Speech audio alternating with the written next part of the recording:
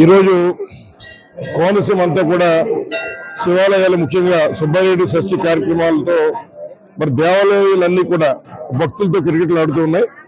ముఖ్యంగా ఏదైతే ఒక నానుడి సుబ్బారెడ్డి షష్ఠి చేసుకోవడం ద్వారా మరి కుటుంబాల్లో ఉండేటువంటి కలహాలు కానీ జాతకరీత్యా ఉండేటువంటి దోషాలు కానీ అన్ని కూడా నివృత్తి అవుతాయి. అదే పెళ్లి కాని వారికి పెళ్లిళ్ళు అవుతాయని ఇట్లా అనేక నమ్మకాలు ఉన్నాయి.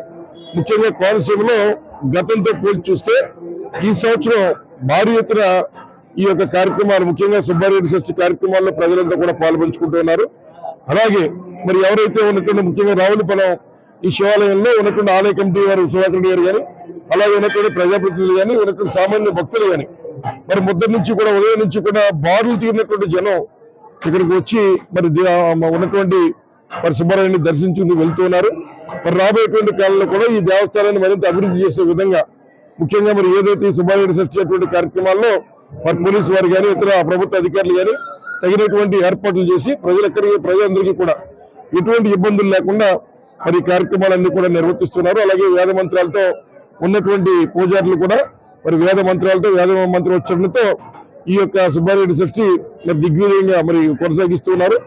ఏది ఏమైనా రాబోయేటువంటి కాలంలో ప్రజలందరికీ కూడా మంచి జరగాలని, అలాగే ఎటువంటి కరోనా లాంటి విపత్తులు మరి ఉన్నటువంటి రైతుల మీద కానీ ఉన్నటువంటి మహిళల మీద కానీ లేదా ఉన్నటువంటి మరి యువత మీద కానీ మనకి ఎటువంటి చెడులు జరగకుండా రాబోయేటువంటి నూతన సంవత్సరం అంతా కూడా మంచి జరగాలని ఆకాంక్షిస్తూ మరొకసారి సుబ్బారెడ్డిని ప్రార్థిస్తూ మరొకసారి అందరికీ నూతన శుభాకాంక్షలు సుబ్బారెడ్డి శుభాకాంక్షలు తెలియజేస్తూ సెలవు తీసుకుంటా. ధన్యవాదాలు.